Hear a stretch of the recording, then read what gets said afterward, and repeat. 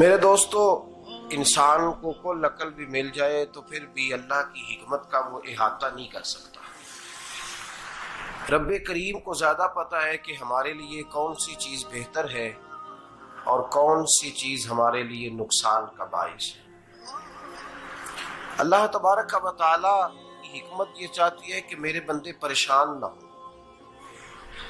رب یہ چاہتا ہے کہ میرے بندے کسی جگہ پہ بھی دقت اور پریشانی کا شکار نہ ہو، تو اللہ تبارک و تعالی نے راہ اعتدال اختیار کرنے کا حکم ارشاد فرمایا کہ تم اعتدال کے رستوں پہ چلو، معتدل زندگی گزارو، افراط و تفریط سے بچو۔ آج جس معاشرے میں ہم وقت گزار رہے ہیں، اس معاشرے میں ہم اس بات کو سمجھنے سے قاصر ہیں کہ اصل ہمارا مسئلہ کیا ہے۔ ہمارا اصل جو مسئلہ ہے اس کی شناخت ہمیں کیسے ہوگی اور ہم پھر اس تک رسائی کس انداز میں حاصل کر پائیں۔ ہم ہمیشہ اپنی آمدن بڑھانے کے چکر میں رہتے ہیں، ایک کام اور شروع کر لیں، پارٹ ٹائم جاب شروع کر لیں، کوئی سائیڈ بزنس اس کا آغاز کر لیں۔ ہماری جو دوڑ لگی ہوئی ہے وہ لگی ہے کام بڑھانے میں، آمدن بڑھانے میں، حالانکہ اسلام ہمیں یہ کہتا ہے کہ تو آمدن بڑھانے کے چکر میں نہ پڑ، اصل بات یہ ہے کہ تو اپنے خرچے کنٹرول کر۔ تنگ انسان وہ نہیں ہوتا جس کی آمدن تھوڑی ہوتی ہے، یہ توجہ کیجیے گا میری بات، یہ قیمتی بات ہے اور گفتگو ساری کا لب لباب ہے۔ تنگ بندہ وہ نہیں ہوتا جس کی آمدن تھوڑی ہوتی ہے، اصل پریشان وہ ہوتا ہے جس کے خرچے زیادہ ہوتے ہیں۔ اور ہمارا جو روزمرہ کا نقصان ہو رہا ہے نا، وہ آمدن کے معاملات میں نہیں ہو رہا۔ بنیادی نقص جو واقعہ ہو رہا ہے وہ یہ ہے کہ ہمارے اخراجات زیادہ، اور وہ اخراجات کسی اور نے نہیں بڑھائے، وہ خرچے ہم نے خود بڑھا لیے ہیں اور اب ہمیں اس کا نقصان بھگتنا پڑ رہا ہے۔ اور اگر آپ صحیح معنوں میں ٹٹولیں تو جو بہت امیر لوگ ہیں وہ تو ان خرچوں سے بچ گئے۔ میں نے بہت سارے ایسے ختمات میں شرکت کی ہے، میں بہت ساری ایسی جگہوں پہ گیا ہوں کہ جہاں لوگوں نے بڑا مختصر سا ختم دلایا ہے تو ہو گیا ہے ختم۔ ختم کے معاملے میں کب کسی نے پابندی لگائی ہے کہ اس میں 200 آدمی شریک ہوگا تو تب یہ سال ثواب صحیح ہو سکے گا؟ کون کہتا ہے؟ یا شادی کے موقع پر اگر سارے بہن بھائیوں کو نہ بلایا گیا تو میری شادی پایا تکمیل تک نہیں پہنچے گی، اس میں برکت نہیں ہوگی، یہ کس نے فتویٰ دیا ہے؟ معتدل زندگی کا اسلام حکم دیتا ہے۔ میں پڑھ رہا تھا کہ ایک بہت بڑا صدر ہے، غالباً سوڈان کے صدر کی بات ہو رہی تھی، تو اپنے بیٹے کی بارات لے کے گیا تو 4 لوگ گئے ہیں بارات، اور 15 لوگوں کا اس نے اہتمام کیا اپنے گھر میں کھانا کھانے کا، تو کیا شادی ہو گئی کہ رک گئی؟ تو بھئی راگ الاپنا اس بات کا کہ بڑی پریشانی ہے، کوئی سائیڈ بزنس شروع کیا جائے فلان جگہ فلان جگہ فلان جگہ، تو اصل معاملہ یہ ہے کہ پہلے ایک بندہ کماتا ہے تو پھر بھی گھر ہی چلتا ہے، پھر بڑا بیٹا ساتھ شامل ہوتا ہے تو پھر بھی گھر ہی چلتا ہے، پھر منجلا بیٹا شامل ہوتا ہے تو پھر بھی گھر ہی چلتا ہے۔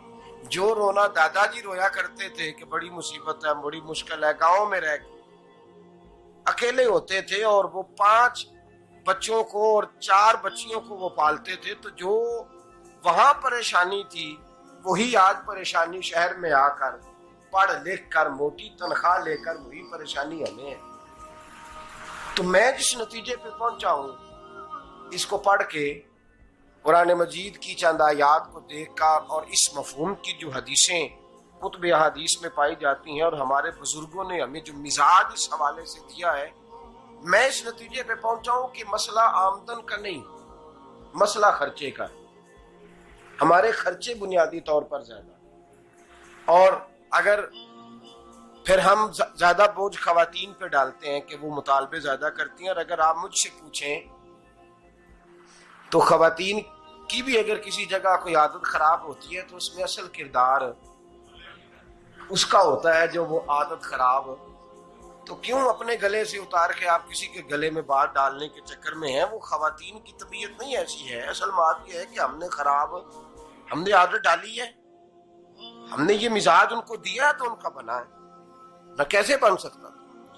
تو اعتدال جب تک زندگی میں نہیں ہوتا، پانی پیاس بجھاتا ہے لیکن ایک گلاس ہی ہو تو پیاس بجھاتا ہے، بالٹی کو منہ کو لگائے گا تو کپڑے بھگو دے گا اس کے.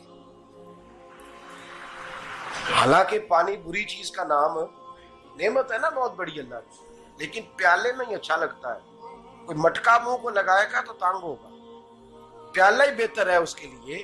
تو میرے دوست، مٹکے سے بھی بعض اوقات کام چل جاتا ہے، لیکن اگر کوئی کہے نہیں مجھے دریا ہی چاہیے تو اس کا تو گھر بہ جائے گا، سارا گھر بہ جائے گا اس کا. ہمیں دریا قابو کرنے کا موڈ بنایا ہوا ہے تو اس سے گھر بہا کرتے ہیں، اس سے گھر بنا نہیں کرتے.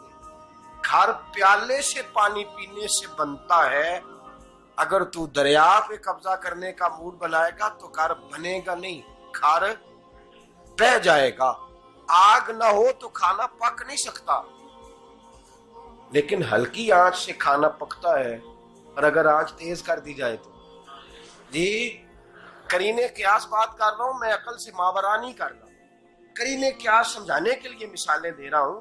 ہلکی آنچ پہ کھانا پک جاتا ہے اور آگ تیز ہو تو کھانا جل جاتا ہے.